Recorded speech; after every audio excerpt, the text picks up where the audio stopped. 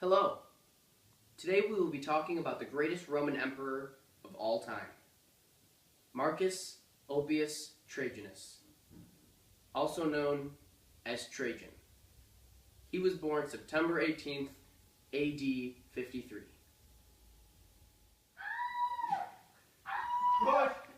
Push! Push! Push! Oh!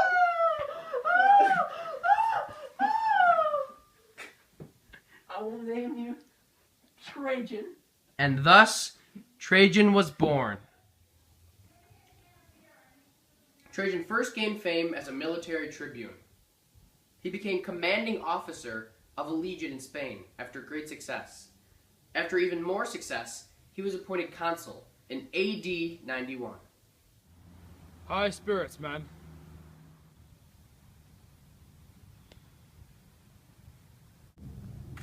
He became governor of Upper Germany in AD 97. Shortly after, Nerva adopted him as a successor and co-leader. Nerva died on January 27th, 98 AD. Thus, Trajan ascended to the throne. Trajan was the second of the 5 good emperors. Also, he was the first emperor born outside of Italy, as he was born in Spain. Oh, so you want to learn more about Trajan? Well, let me tell you. He was a very militaristic leader. He conquered many regions. In fact, he expanded the Roman Empire to 3.5 million square miles. The two most important aspects of his reign were that he had forward policy on the frontiers. Also, he was very active in both administrative and building activities. Such quality bard. Now, Trajan made a lot of accomplishments during his lifetime. He made many advances in public works, and he changed the way Rome was governed. But I think that his most major accomplishments came in his military feats. Now, the greatest one of this was that he conquered the Parthians, which was Rome's greatest rival. We are the Romans! We are the Parthians!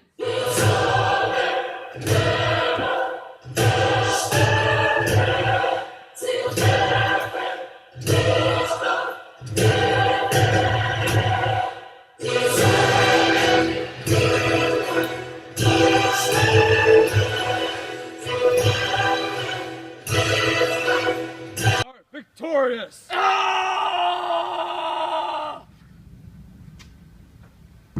Call me Shaquille O'Neal.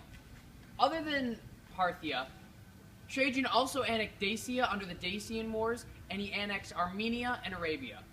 Rome reached its greatest extent as an empire under Trajan. Some of Trajan's greatest accomplishments came in the public works and engineering projects in which he commissioned.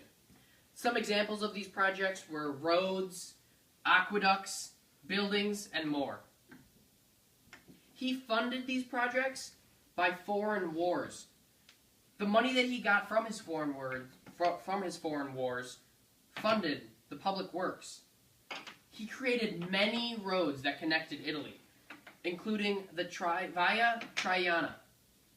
The reason that he spent so much time on public works and engineering projects is because he wanted to preserve the prosperity of Italy. First slide, we see Trajan's Column, which was built to commemorate his victory at Dacia. As you can see, it is a great work of public works, and it has beautiful, beautiful architecture. Here we have an example of a bridge that Trajan built, and in Cassius Dio's Roman history, he absolutely raves about all of the bridges that Trajan built. And some of these bridges include the Danube, there's a bridge over the Rhine, over the Euphrates, over the Tigris, the Araxes. This one is the Tagus Bridge at Alcatara, and there's also the Aqua Flavia.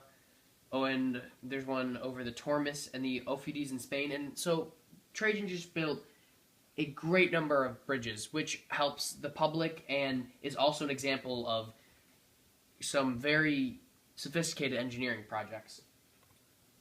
Here we have Trajan's market, and all of these stations would be filled with many people buying and selling different goods, which is truly a great advancement of public works, which greatly improved the lives of many. Here is Trajan's Forum, and the Forum dealt with many aspects of political life. Also, you can see it's a great work of architecture. We have the Circus Maximus, and Trajan helped to reconstruct the Circus Maximus. We have the arch at Benevento, and it is just an absolutely beautiful arch. There's plenty of art all throughout it, and it's a great tourist attraction nowadays.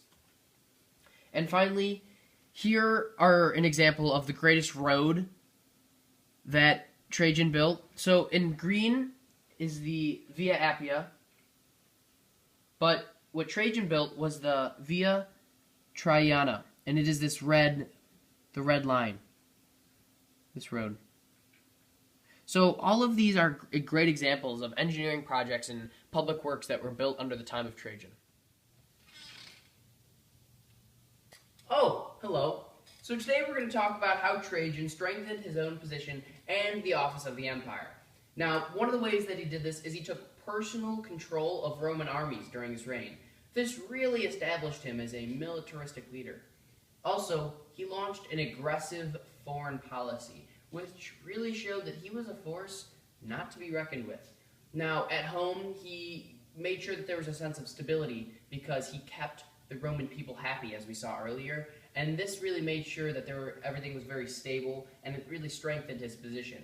Now, when he started conquering other areas, like on the outskirts of his empire, there were some problems with those people, but there was great stability in Rome, so in areas close to Rome, so it really kept the empire very strong. This is Rome. This, however, is the outskirts. No money, no love. What a catch. So we just learned about the public works and engineering projects that Trajan excelled in. Now, although Trajan didn't do very much to advance the cultural aspects of Rome, he did do a lot, and he made a lot of innovations to the governance of the empire. For example, he was a strong proponent in helping abused children. He helped relieve the poor in such a great area of the population, such a large area of the population. He really helped them out and made sure that he was committed to helping them out. He forced candidates for public office to donate to Italy. So, let's say I wanted to run for office in Italy, I was forced to make a donation so that I could improve different areas of Italy. He also appointed temporary officials to control town budgets in many towns. These people often became permanent. This helped with the economy and how everything in Rome ran. Also, he decentralized the government and spread it out. This allowed the specific areas, different areas of Rome, to be governed as they should, as opposed to one overarching government having one big law of the land. As we can see, Trajan had a lot of innovations that helped improve the government of Rome and make it much more efficient. This all contributed to make Rome a much better place.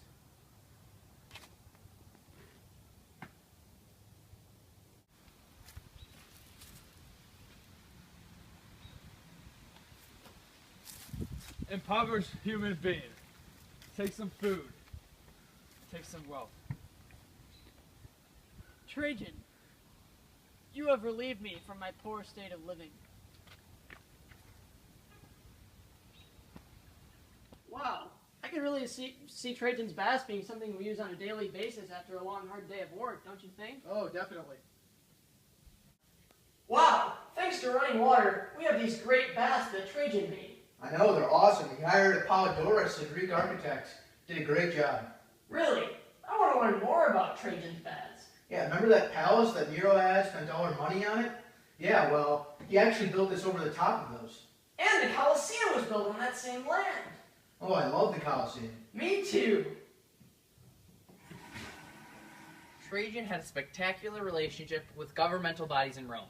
In fact, he treated the Roman Senate with great respect. One of the ways that he had such a good relationship with them is because he avoided policies that could potentially ruin his relationship with the Senate. He also gave powers to local leaders in towns. This decentralized the government.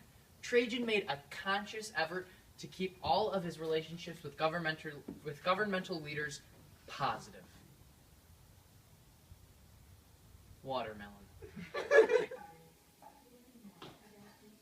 Oh, hello there. I'm just in the mood to talk about Trajan, especially his cultural advancements. In fact, his expansion of the empire created a multicultural, multi-ethnic melting pot that is still relevant today. Delicious. Although he didn't make many advances personally in the arts, unlike his architecture, the artistes of the time still did make some advancements, although it wasn't necessarily directly related to Trajan.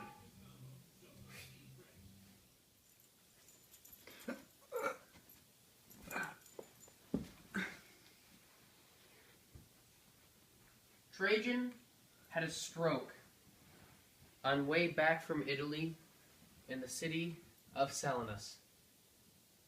He was deified by the Senate. His ashes were buried under the Trajan column. Trajan is viewed in history as one of the best emperors, if not the best emperor of all time, and is one of the 5 good emperors of Rome. We agree as a whole for our group with this reputation, not only because of what Trajan did to expand the Roman Empire on the frontiers with all of his great military conquests, but because of what he did at home to really advance and improve the lives of the ordinary citizens in Rome, and really just how he was able to decentralize the government, make improvements in all forms of government, and because of the relationship that he was able to maintain with the Senate throughout his rule, he really set quite an example for rulers to come after him. Yeah, and the Senate actually prayed for every new emperor to be more fortunate than Augustus and better than Trajan. Oh, hello there. The question is, what is the greatest legacy that Trajan left on the Roman Empire?